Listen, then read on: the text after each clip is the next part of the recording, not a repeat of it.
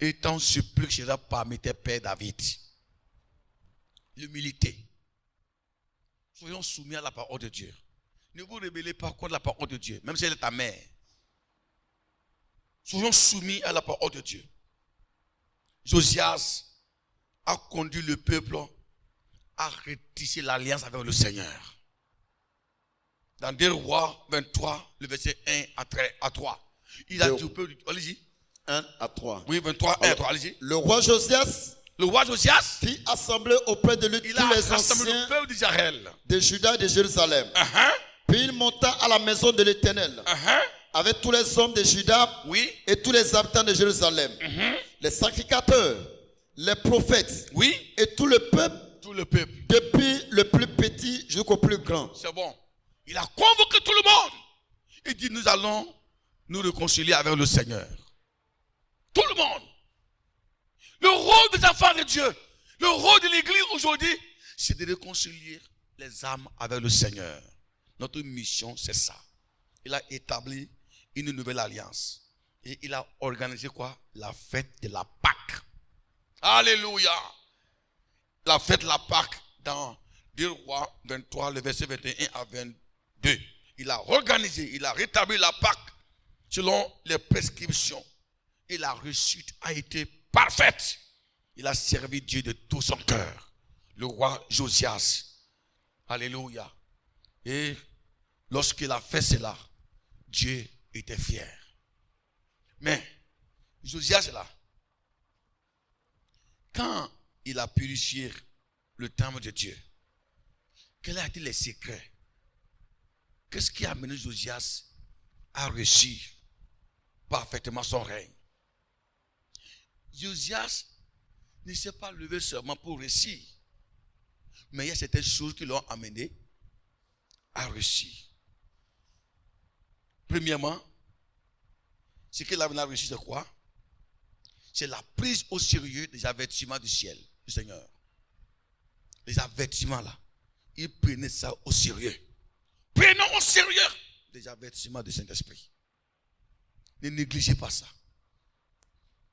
Lorsque la loi fut lue, il comprit que le peuple s'était éloigné de Dieu.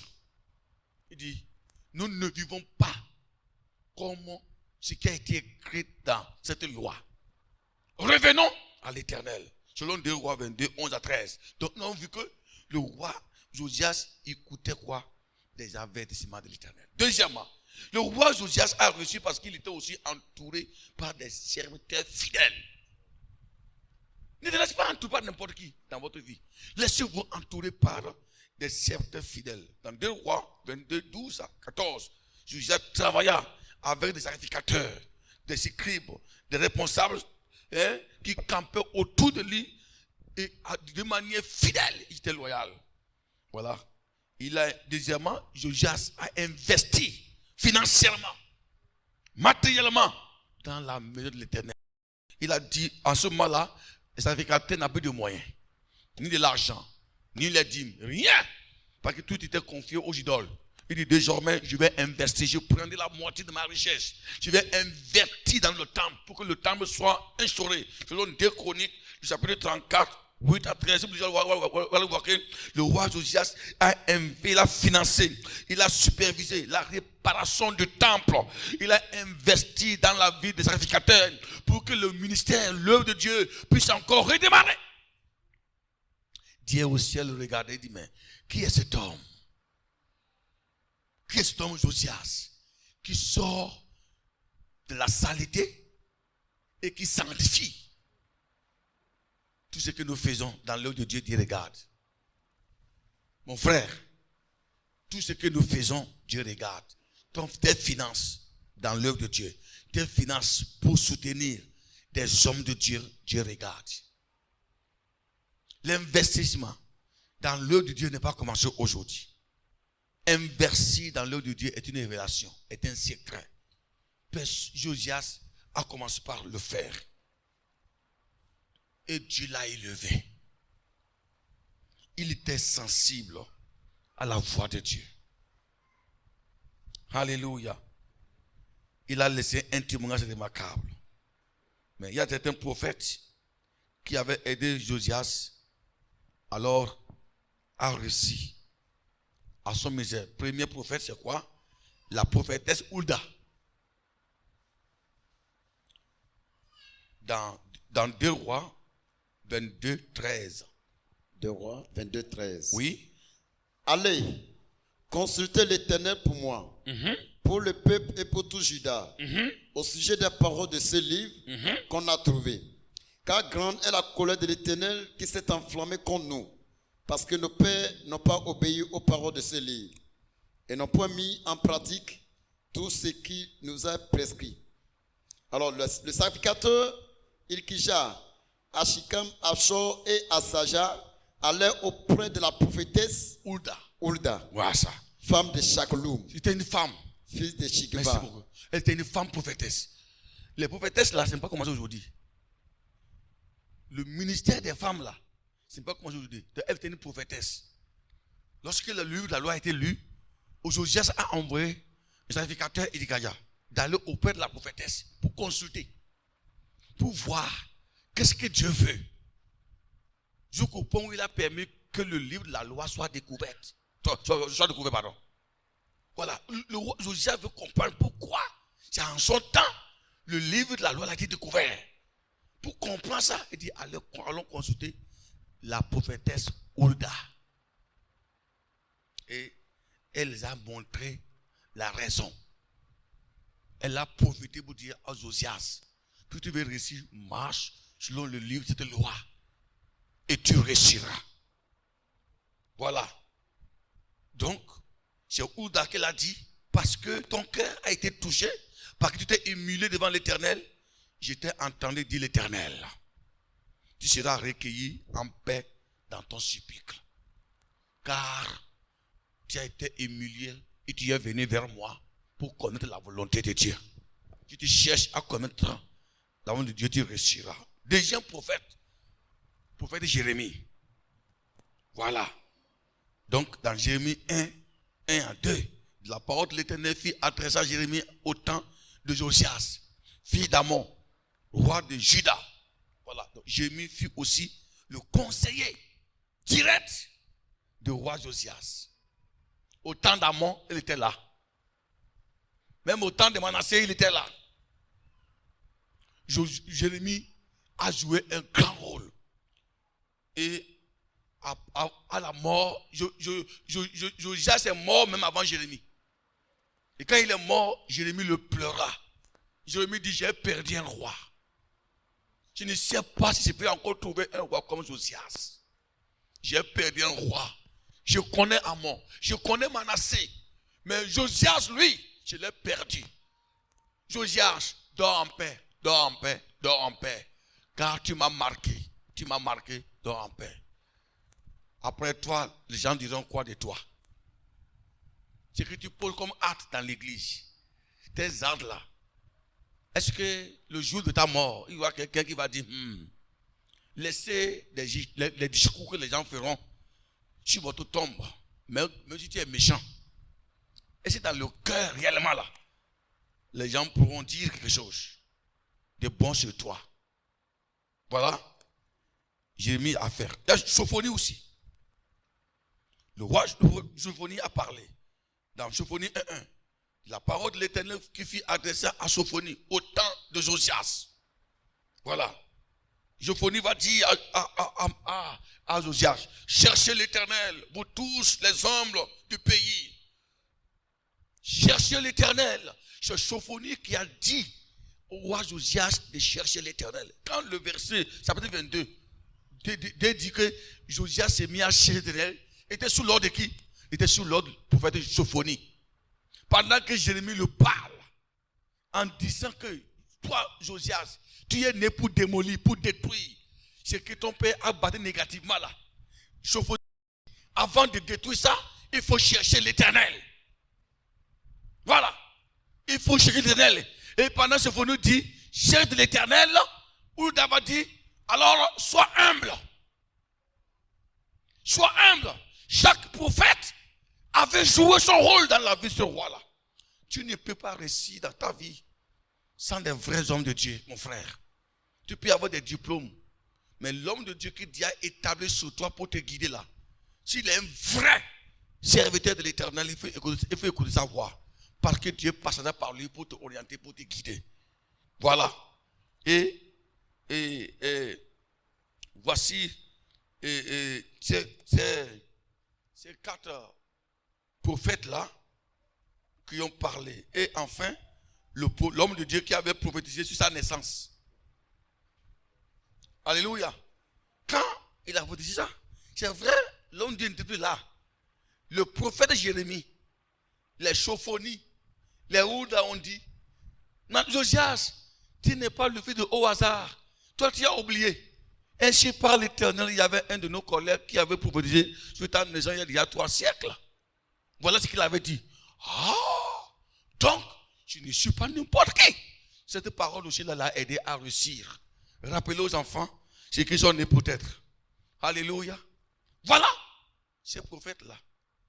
Josias a fini son temps. Il a réussi. Il a brillé. Il a prospéré. Et nous, maintenant là, qui sommes en train d'étudier son histoire là, comment réussir comme Josias? Premièrement, cherchons Dieu dès notre jeunesse. Vous qui êtes encore jeune. Vous les gaillards, cherchez Dieu pour l'attraper. Troisièmement, choisir la droiture. Faisons ce qui est droit, comme Josias dans 2 Rois 22:2. Troisièmement, séparons-nous de péché, comme l'a fait Josias. Josias détruisit les idoles, les autels païens. Tout ce qu'il avait vu, il a tout détruit. Quatrièmement, aimons et respectons la parole de Dieu que nous enseigne. Josias a aimé la parole de Dieu. Cinquièmement, humilions-nous devant Dieu. Il va nous relever comme l'a fait Josias, le chapitre 22, 19. Et sixièmement, reformez votre vie selon la parole de Dieu. Et septièmement, servez Dieu de tout cœur avec tout ce que Dieu vous a donné. Servez Dieu avec votre force, vos finances, votre argent, votre bien, votre famille, votre femme, vos enfants. Amenez tous vos enfants à servir Dieu comme l'a fait Jedida. Alors, à la lumière de ces messages que nous avons entendus sur l'histoire de Josias, je voulais te dire que tu n'es pas né de hasard. Ta naissance a été prédite par le Seigneur. Tu es né pour changer des données. Tu es né pour restaurer. Tu es né pour guérir. Tu es né pour réparer. Tu es né pour triompher. Tu es né pour laisser des traces. Si nous parlons de Josias aujourd'hui, c'est parce qu'il nous a laissé des traces positives. Alléluia. Mais, vous savez, chaque homme a ses points forts. Bien que Josias a bien fait, mais Josias est mort à cause d'une erreur. Tout le monde me regarde maintenant. Qui connaît l'erreur de Josias? Hein? Il a commis une erreur. Qui connaît ça? Alléluia. Josias a commis une erreur. Lisez dans 2 Chroniques 35 pour terminer. 2 Chroniques, chapitre 35. Dans le chapitre 35, à partir du verset 21. Allez-y. Le verset 21. La parole de Dieu déclare. Même 20, mais lisez par 20. Allez-y. Écoutez bien. C'est une partie importante. 2 Chroniques, chapitre 35, à partir du verset 20. Après tout cela. Ah oui. Écoutez bien. Le chroniqueur commence par quoi? Après quoi? Après tout cela. Lève ta main. Après quoi? Tout cela. Hein? Après sa naissance, après ce bon travail, après tout ce qu'il a fait, hein? Après qu'il a été même un type prophétique, après avoir entendu les conseils de sa mère, après sa réussite brillante, Hein? Après tout cela, oh, quel roi! Hein? Allez-y. Après tout cela, quelque chose s'est passé après. Après que Josias eut réparé la maison de l'Éternel, Néco, roi d'Égypte, monta pour combattre à Carchemish sur l'Euphrate. Josias marcha à sa rencontre. Et Néco lui envoyait des messagers pour dire. Il faut enlever le bouclier un peu de tout prochain. Allez-y. Alors, qu'y a-t-il entre moi et toi? Il faut relire, il faut relire. Ok. Après tout cela, il faut retirer un peu le micro à la bouche. Allez-y. Après tout cela, après que Josias eut réparé la maison de l'Éternel, Néco, roi d'Égypte, le roi d'Égypte, monta pour combattre à Carchemish sur l'Euphrate. Oui. Josias marcha à sa rencontre. Et Néco lui envoie des messagers pour dire. Néco lui dit. Qu'y a-t-il entre moi et toi? Il y a quoi entre toi et moi? Roi de Juda. Ce n'est pas contre toi que je viens aujourd'hui. C'est contre une maison avec laquelle je suis en guerre. Et Dieu m'a dit de me hâter. Ne t'oppose pas à Dieu qui est avec moi, de peur qu'il ne te détruise. Mais Josias ne se détourna point de lui. Et il se déguisa pour l'attaquer, sans écouter la parole de Néco, qui venait de la bouche de Dieu. Il s'avança pour combattre dans la ville, dans la vallée de Megiddo. Les archers tirèrent sur le roi Josias. Et le roi dit à ses serviteurs, voilà, emportez-moi, car je suis gravement blessé. Ses serviteurs l'emportèrent du char, le mit dans un second char qui était à lui et l'amenait à Jérusalem. Il mourut et fut enterré dans le sépulcre de ses pères. C'est bon. Pourquoi il est mort? Le roi Néco de l'Égypte, a été inspiré par le Seigneur pour aller attaquer Babylone. Le roi de Babylone. Ils étaient des rivales. L'Égypte et Babylone étaient des pays, des puissants qui montaient. Pendant que le roi Néco allait pour combattre Babylone, puisque le roi Josias était devenu puissant. Dieu l'a rendu puissant. Josias n'est pas devenu la guerre. Son royaume était en paix. Il ne sait pas quelle musique il a piqué. Quelle musique il a piqué? Quand il a appliqué le roi de l'Égypte, Néco, est en train d'aller attaquer Babylone. Il a dit à ses soldats, levons-nous pour aller attaquer l'Égypte. Allons. Le roi Néco lui a envoyé, il dit, mais Josias, il y a quoi toi et moi? Toi et moi là, il n'y a aucun problème. Tu es un bon roi. Nous avons appris. Si moi je vais pour attaquer Babylone là, c'est Dieu qui m'a envoyé quoi. C'est ton Dieu là qui m'a envoyé pour aller attaquer Babylone. Pourquoi? Tu t'es fait quoi? Tu prends tes armées pour venir m'attaquer. Je ne t'en veux pas de problème.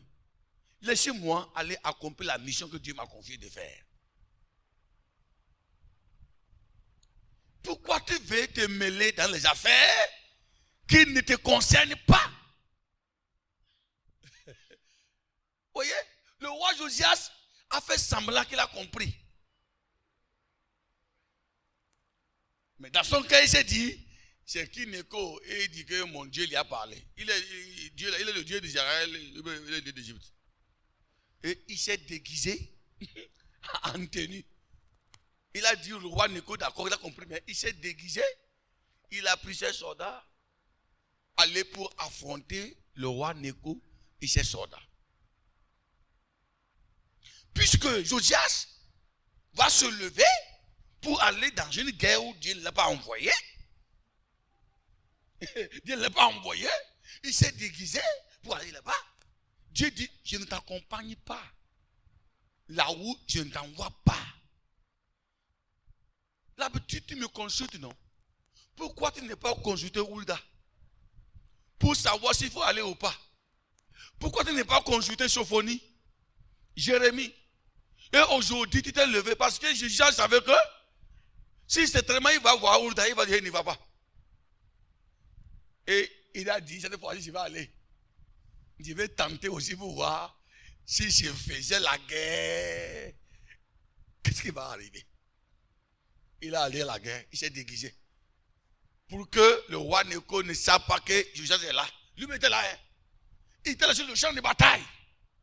C'est comme ça, les tirailleurs. Quelqu'un a tiré par ailleurs et la flèche est venue atteindre Josias dans un endroit très sensible. Il a crié, je suis blessé. Emportez-moi pour que je ne meure pas ici. Parce que le roi Josias va mourir sur le champ de bataille pour qu'on le découvre qu'il était là. Et ils l'ont mis dans le char jusqu'à Jérusalem. À Jérusalem, il a été succombé par des blessures qu'il a reçues. Il est mort. Il est mort. Mes amis, faisons beaucoup attention. Vous voyez cela? Est-ce que Dieu avait dit que Josias mourra par l'épée? Josias n'est pas tué. Il n'a rien fait du mal.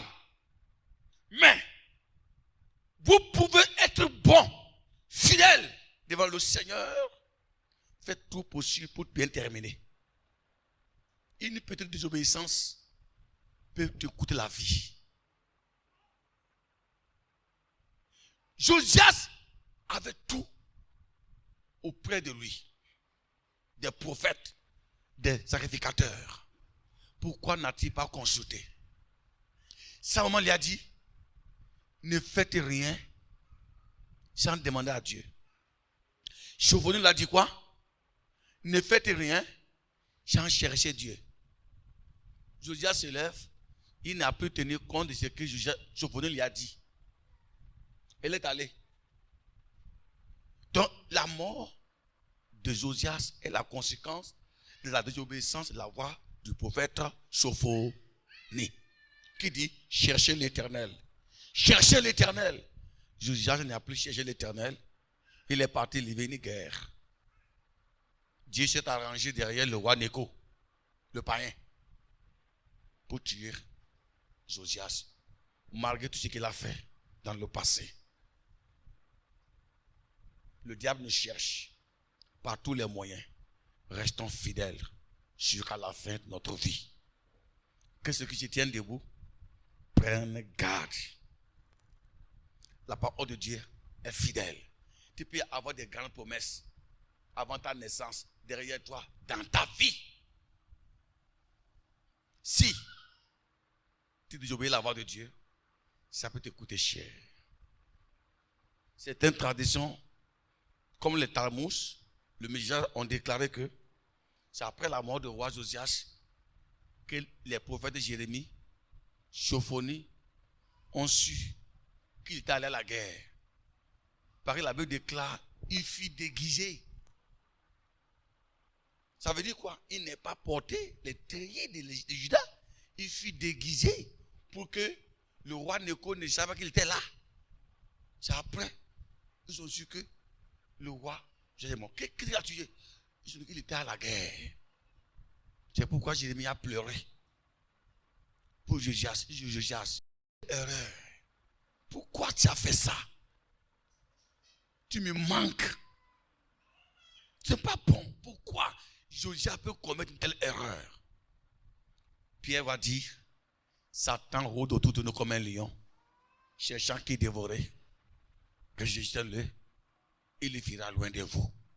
Quand Satan part par tous les moyens, il n'est pas pu, il va encore tourner autrement contre nous. Le diable nous réclame. Josias a blessé le diable. Il a blessé le diable. Il a détruit Asherah. Il a détruit les idoles. Mais Josias a oublié que le diable s'est blessé là. Il peut passer par autre moyen pour m'atteindre.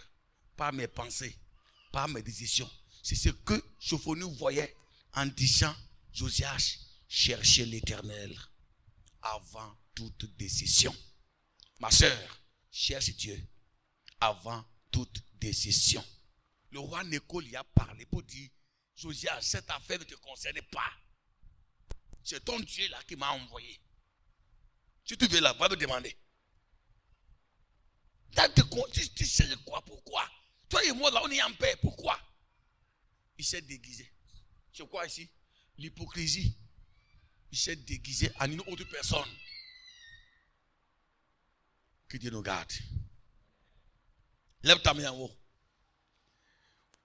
J'ai vu que toute la salle a été glacée. Tout le monde attendait qu'on dise quoi? J'ai bien terminé. À la fin, tout le monde a été glacé. Lève ta main. Que le Seigneur t'aide à bien terminer au nom de Jésus-Christ. Quelqu'un dit Amen. Que le Seigneur t'aide à bien terminer. Alléluia. Que le Seigneur bénisse tes enfants. Tel que tu es bien né, je prie que tu termines bien également.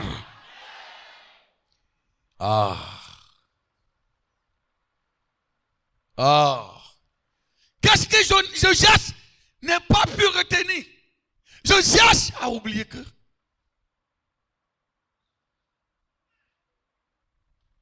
Amon a été retenu. Fais attention. Lève ta main, tout esprit te réclame, qui cherche à profiter de l'une de tes faiblesses pour t'atteindre. Que le Seigneur les anéantit au nom de Jésus-Christ. Alléluia. Tout ce que tu veux faire pour Dieu, ma soeur, mon frère, tout ce que tu veux faire pour Dieu, tout ce que tu veux faire même pour des hommes, il faut chercher l'Éternel. Aïe, aïe, aïe, aïe, aïe, aïe. Quelqu'un peut crier fort, il faut chercher l'Éternel. Allez-y. Plus fort. Encore. Tout ce que tu veux faire, allez-y. Tout ce que tu veux faire, il faut chercher l'Éternel. S'il y avait un verset mémorisé, j'allais dire, chercher l'Éternel avant toute décision. Chercher l'Éternel. Ne dis pas que, non, ça c'est rien. Ça c'est rien. Oh, moi je peux le faire. Ça là c'est rien. Ça peut te coûter la vie. Tu peux perdre tout. Tu peux perdre ton ministère. Tu peux perdre ta vie. Ne vous levez pas la rate. Rien, si tu es choisi par Dieu, écoutez très bien, si tu es un homme de destinée, ne prenez pas des décisions, même si c'est petites décisions-là. Ne méprisez rien. Parfois, nous les hommes, ça nous tue. Bon, ça c'est rien. C'est un toucher, il faut prier. Hey! C'est un toucher, non, il faut. Ça là, on peut faire ça de rien. Hey! Hey! Ne méprisez pas la parole que Dieu a prononcée. Sophonie dit, cherche l'Éternel avant toute chose. Alléluia. Que tout esprit maléfique que se lève contre toi pour t'empêcher à négliger des choses qui peuvent te coûter la vie, je les chasse loin de toi par la parole de Dieu. Au nom de Jésus-Christ. Amen. Je prie que le Seigneur mette autour de toi des Jérémie, des Hulda, au nom de Jésus-Christ. Je prophétise sur toi, dans cet ensemble, il y aura Hulda dans ta maison, il y aura Jérémie dans ta maison, il y aura Sophon dans ta maison. Que le Seigneur t'accorde la crainte de Dieu. Qu'il y ait les choses dans ta maison. Oh Seigneur, merci Seigneur. Alléluia. Alléluia. Je te bénis, tu vas dire que cela soit ainsi pour mes enfants. Alléluia. Il y aura des Hulda dans ta maison.